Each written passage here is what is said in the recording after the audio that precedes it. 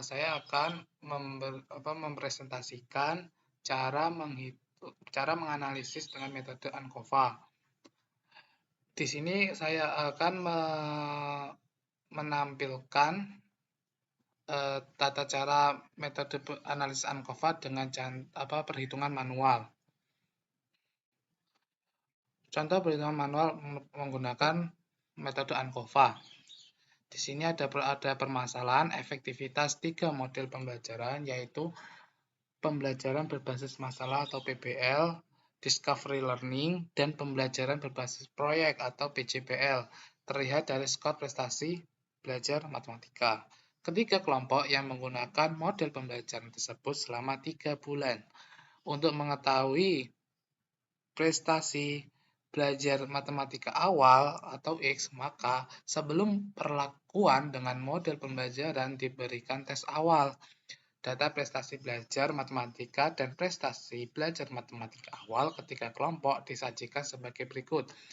Lalu ini merupakan hasil dari nilai dari berbagai metode, yaitu yang A1 ini PBL, A2-nya itu discovery, dan A3 itu PJPL. Lalu untuk X dan Y, X-nya ini merupakan prestasi belajar matematika awal atau kovariabel, atau terus Y-nya itu prestasi belajar matematika atau variabel terikat. Jadi untuk X-nya ini sebelum melakukan metode tersebut dan Y-nya itu setelah melakukan metode tersebut.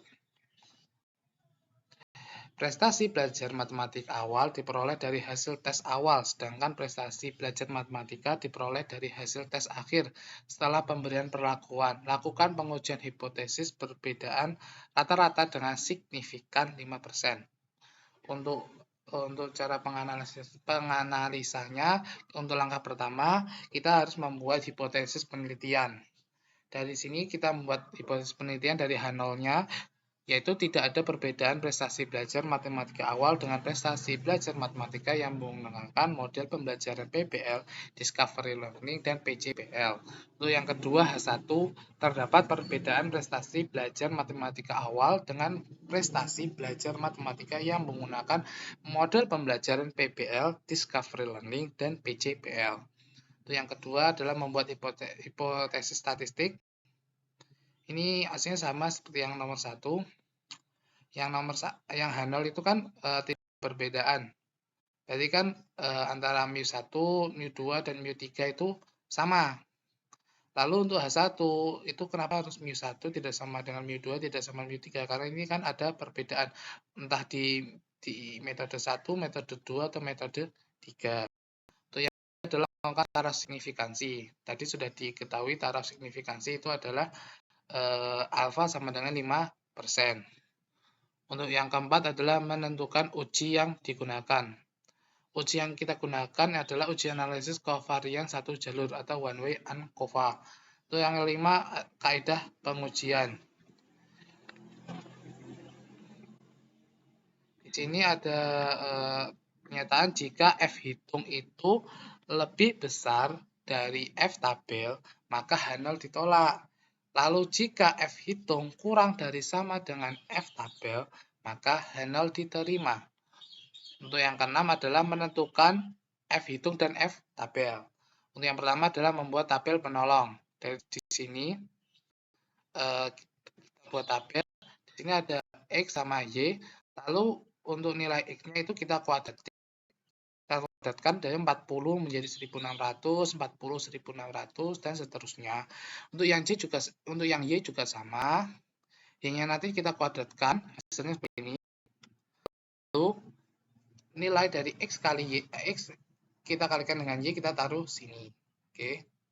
Dari sini kita ketahui jumlah dari X-nya itu 560, jumlah dari X kuadratnya itu 2600, untuk nilai Y-nya 860, terus untuk Y pangkat 2 itu 74.400, untuk XY-nya itu 48.200. Lalu untuk rata-rata, di sini rata-rata jumlah nilai X-nya itu kita bagi dengan jumlah subjek. Subjek ini kan sudah 10, berarti 560 dibagi 10 itu hasilnya 56. Untuk 860 juga sama, hasilnya adalah 86. Untuk yang selanjutnya adalah yang discovery learning, ini juga sama caranya seperti yang untuk langkah pertama.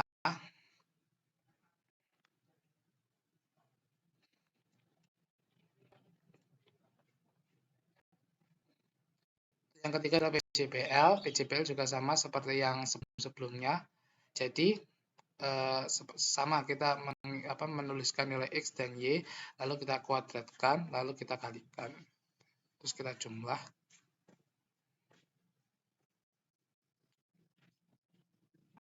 Dari sini kita rangkum semua. Dari N-nya itu jumlah subjek.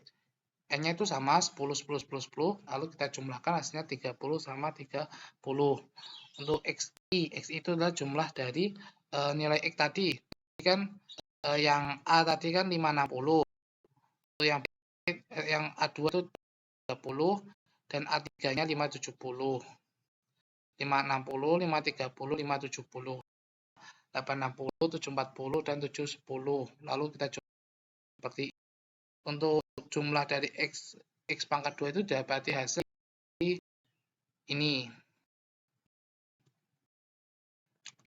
Nah, juga didapati hasil seperti ini. Untuk jumlahnya X akan hasilnya 95.200. Untuk nilai Y-nya ialah 182.100. Terus selanjutnya adalah rata-rata. Di sini rata-rata totalnya tadi sudah diketahui hasilnya ada 56, 86, 374, 57, 71. Lalu nilai X-nya rata-rata dari nilai X-nya ini kita jumlahkan hasilnya 166 dan Y-nya itu 231. Lalu untuk untuk yang terakhir adalah perkalian dari XY-nya. Dijumlahkan hasilnya 48.200, 383 39.600. Terus dijumlahkan hasilnya 126.100. Untuk yang kedua adalah menghitung sumber variasi total atau residu. Untuk yang pertama adalah jumlah kuadrat total Y. Jumlah kuadrat total Y itu sama dengan sigma YT pangkat 2, Y total pangkat 2 dikurangi sigma YT dikuadratkan dikurangi N total. Di sini kita dapati hasil YT-nya tadi ini ya, 182.100 dan Y totalnya itu 2.310. Pangkat 2 dan N-nya itu 30. Tahu hasilnya adalah 4. Setelah dihitung hasilnya 4.320. Untuk yang jumlah kuadrat total juga sama CKXT sama dengan sigma X pangkat 2, XT pangkat 2 sama dengan sigma XT pangkat 2 per NT sama dengan 95.200 dikurangi 1.600 pangkat 2 per 30. Setelah dihitung hasilnya adalah 3.346,667. Untuk yang ketiga adalah jumlah produk total. Jumlah produk total sama JPT dengan sigma XT YT kurangi sigma XT dikalikan sigma YT per NT sama dengan 126.100 dikurangi 1.660 dikali 2.310 per 30. Hasilnya adalah min 1.720. Itu yang keempat adalah menghitung beta. Beta total itu didapati hasil oleh JPXYT dibagi JKX per T, yaitu 1.720 dibagi 3.346,667. Hasilnya sama dengan min 0,514. Itu yang kelima adalah menghitung JK regresi total. Jumlah JK reg T sama dengan beta T dikali JPXY T sama dengan min 0,514 dikalikan dengan min 1.720. Hasilnya adalah 884,080. Untuk yang keenam adalah menghitung JK res T. JK Rest T itu didapati hasil oleh JK YT dikurangi JK Rek T. 4.320 dikurangi 884,080 dapati hasil 3.345,920. Untuk yang C adalah mencari sumber variasi dalam.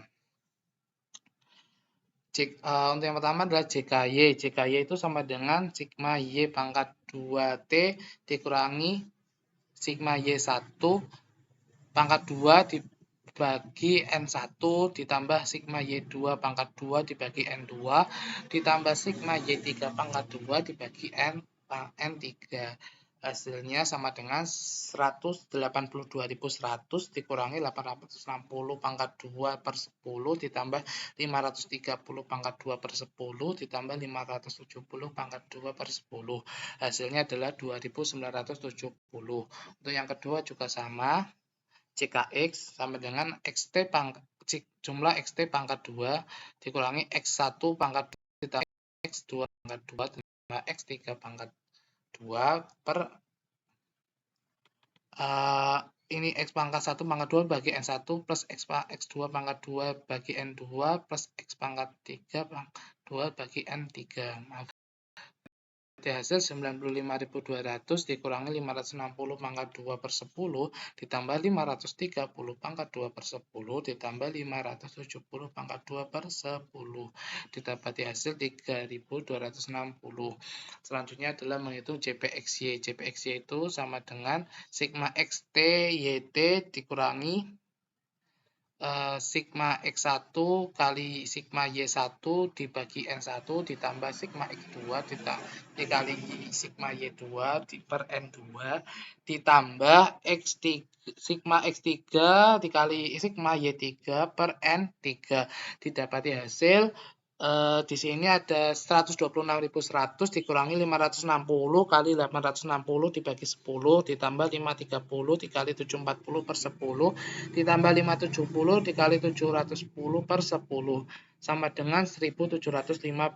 Dan yang keempat adalah menentukan sigma BD. DD itu sama dengan JPXYD per JKXD sama dengan min 1750 dibagi 3260 sama dengan min 0,537. Dan yang kelima adalah JK Rek D. JK Rek D itu sama dengan beta D dikali JPXYD sama dengan min 0,537 dikalikan min 1750. Hasilnya adalah 939,417. Dan yang keenam adalah JK Rest T. JK Rest T itu sama dengan JKYT dikurangi JK Rek T, yaitu sama dengan 2970 dikurangi 939,417 sama dengan 2030,583. Untuk yang langkah keempat adalah menghitung jumlah variansi antar. JK Rest A sama dengan JK Rest T dikurangi JK Rest D sama dengan 3.345,920 dikurangi 2030,583 sama dengan 1315,337. Dan langkah kelima adalah mencari nilai derajat kebebasan. DK Rest T sama dengan N total dikurangi M dikurangi 1 sama dengan 30 kurangi 1 kurangi 1 sama dengan 28. M-nya itu merupakan jumlah kovarian. Untuk yang DK Rest A itu sama dengan K-1 sama dengan 3-1 sama dengan 2. K-nya itu merupakan jumlah kelompok. Tadi kan kelompoknya ada 3 antara PBL, Discovery Learning, dan PCBL. Yang ketiga adalah DK Rest D. DK Rest D itu sama dengan DK Rest D dikurangi DK Rest A sama dengan 28 dikurangi 2 sama dengan 26. Untuk yang keenam adalah menentukan nilai variansi. Variansi D sama dengan JK Rest D dibagi DK Rest D sama dengan 2020,583 dibagi 26 hasilnya adalah 78.099. Lalu var A itu sama dengan JK Rest A dibagi DK Rest A sama dengan 1315,337 per 2 sama dengan 657,169. Untuk yang selanjutnya G adalah menghitung nilai F hitung. F hitung didapati hasil oleh sama dengan var A dibagi var D. Var A-nya itu 657,669 dibagikan dengan 78,099. Hasilnya adalah 8,422. Yang keenam, untuk yang ke langkah berikutnya adalah menentukan nilai F tabel. Nilai tabel dapat dicari dengan menggunakan tabel F di mana DKRS A pembilang sama dengan 2 dan DKRS D disebut penyebut yaitu 26. Maka F tabelnya itu sama dengan F alfa DKRS A, DKRS D.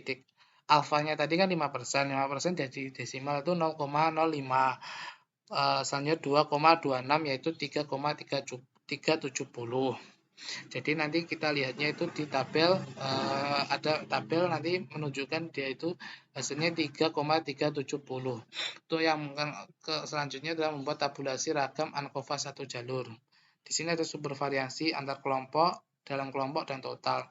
Di sini JK kelompok 1015,337, lalu dalam kelompoknya itu 2030,583, hasilnya itu 3345,920.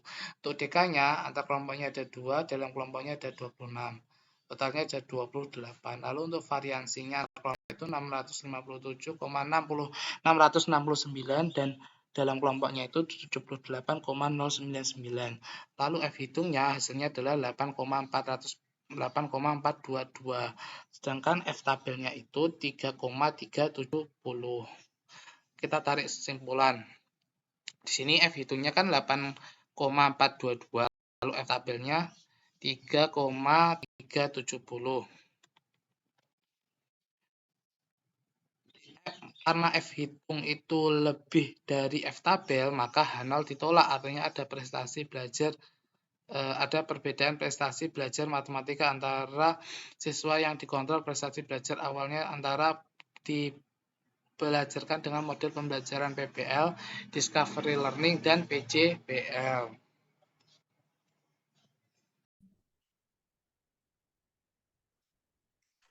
Selanjutnya, saya akan menjelaskan contoh perhitungan ANCOVA di software SPSS versi 26. Permasalahannya masih sama, yaitu efektivitas 3 model pembelajaran, yaitu PBL, Discovery Learning, dan pembelajaran berbasis proyek atau PJBL. Yang terlihat dari skor prestasi belajar matematika ketiga kelompok yang menggunakan model pembelajaran tersebut selama 3 bulan.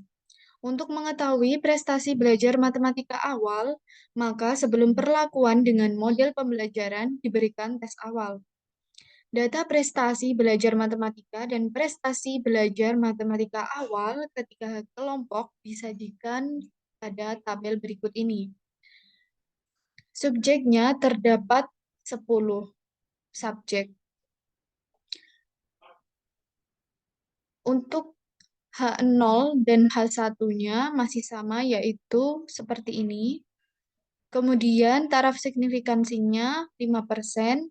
Selanjutnya kita akan menguji analisis kovariat satu jalur atau one-way ANCOVA menggunakan software SPSS versi 26.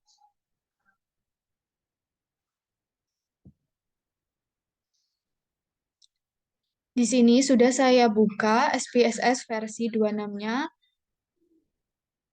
Kita lihat pada sisi kiri bawah terdapat data view dan variable view. Di sini kita klik variable view, maka akan muncul tampilan seperti ini.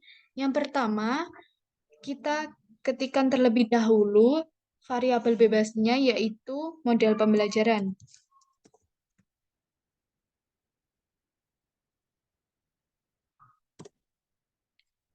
Kemudian desimalnya kita nolkan. Untuk values-nya, karena model pembelajarannya ada 3, maka kita masukkan yang pertama PBL, kemudian kita add. Yang kedua yaitu Discovery Learning. Untuk model pembelajaran yang ketiga, PJBL. Kemudian kita klik OK. Selanjutnya kita masukkan kovariabelnya, yaitu prestasi belajar awal. Desimalnya juga kita nolkan. Kemudian measure-nya untuk model pembelajaran tadi nominal. Kemudian align-nya kita pilih center. Untuk measure-nya, untuk kovariabel, itu kita pilih scale.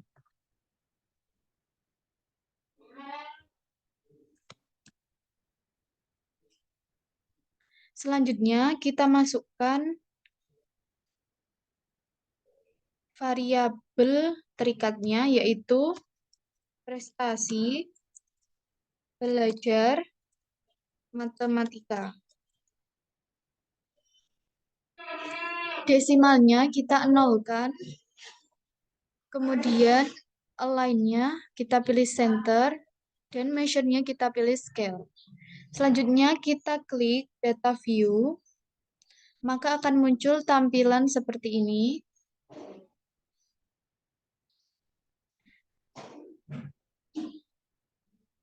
Kemudian kita inputkan apa data-datanya.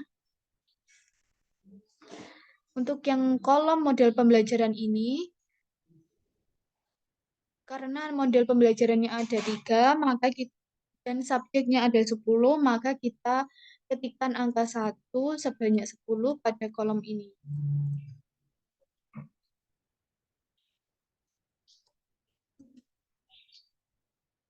Nah, seperti ini. Kemudian kita ketikkan angka 2 sebanyak 10 pada kolom selanjutnya. Kemudian kita ketikkan angka 3 sebanyak 10 pada kolom berikutnya.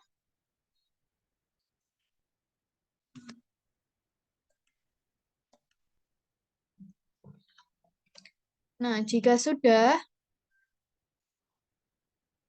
kita masukkan nilai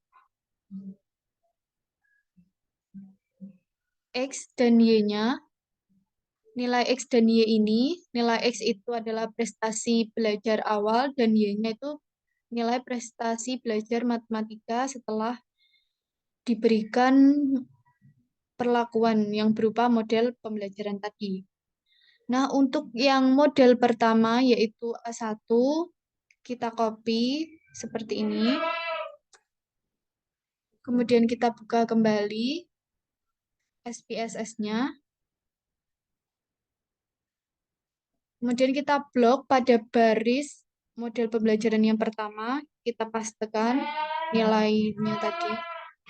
Nah, maka akan muncul seperti ini data untuk model pembelajaran yang pertama. Untuk model pembelajaran yang kedua, juga kita lakukan hal yang sama.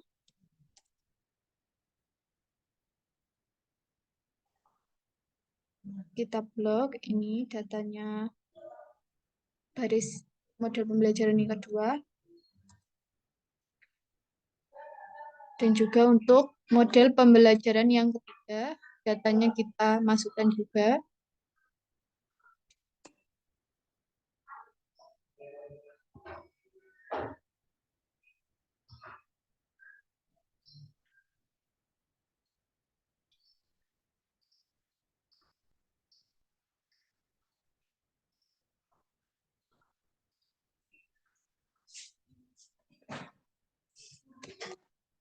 Jika datanya sudah dimasukkan, maka kita klik Analyze, kita pilih General Linear Model, kita klik Univariate. Untuk model pembelajarannya, kita masukkan ke Fixed Factor, kemudian covariabelnya kita masukkan ke covariate, dan prestasi belajar matematikanya kita masukkan ke bagian Dependent Variable atau variabel terikat.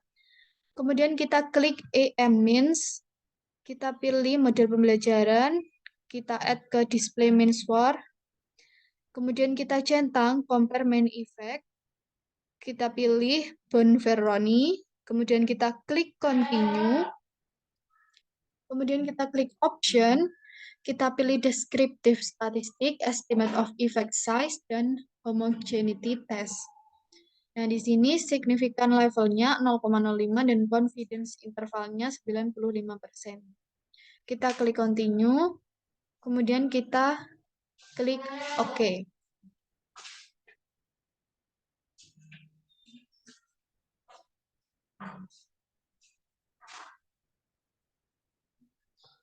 Kita tunggu hasilnya akan keluar.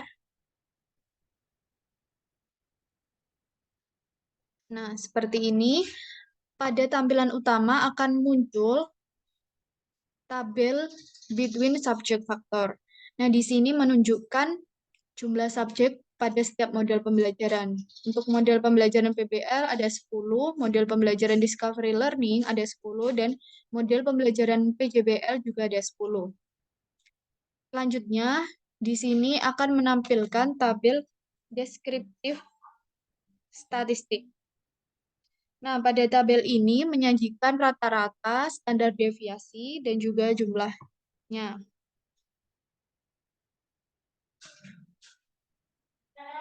Untuk rata-rata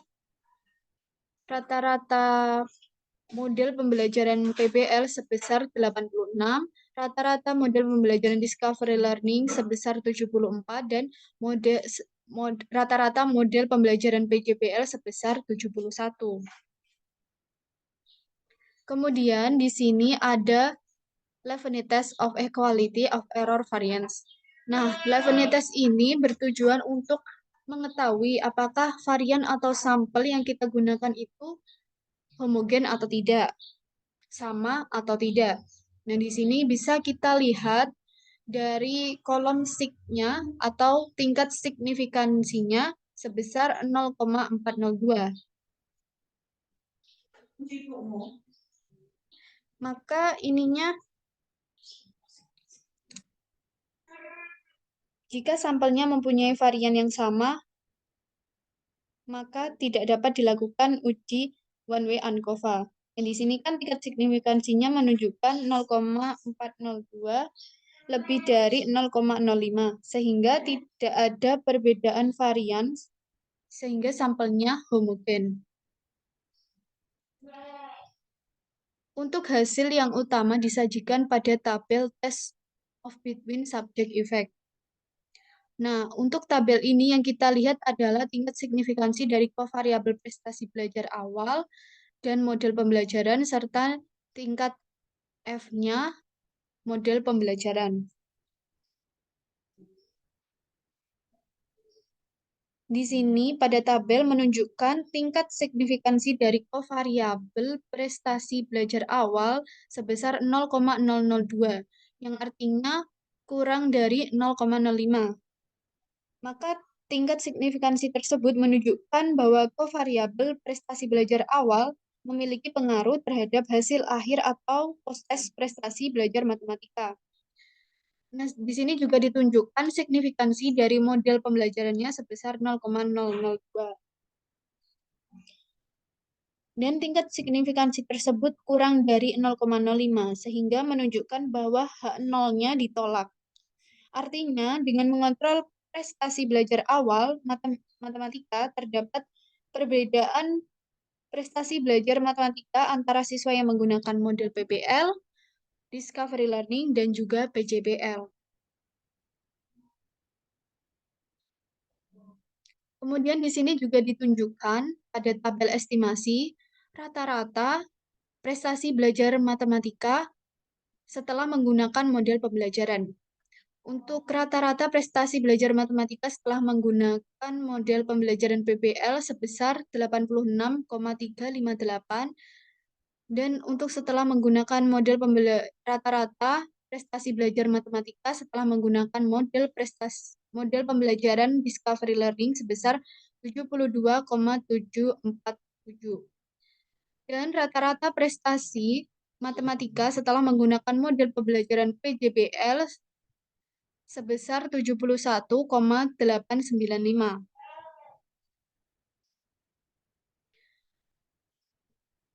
Untuk Tabel selanjutnya yang disajikan pada hasil ini adalah pairwise comparison. Tadi kan telah terindikasi bahwa ada perbedaan prestasi belajar matematika setelah menggunakan model pembelajaran PBL, Discovery Learning, dan juga PJBL. Disinilah letaknya perbedaan rata-ratanya. Misalkan, perbedaan rata-rata setelah menggunakan PBL dan PJBL di sini signifikansinya 0,003. Bisa kita lihat di sini perbedaan untuk antar setiap model pembelajarannya.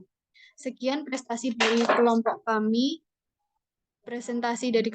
Apabila ada kekurangannya mohon maaf. Wassalamualaikum warahmatullahi wabarakatuh.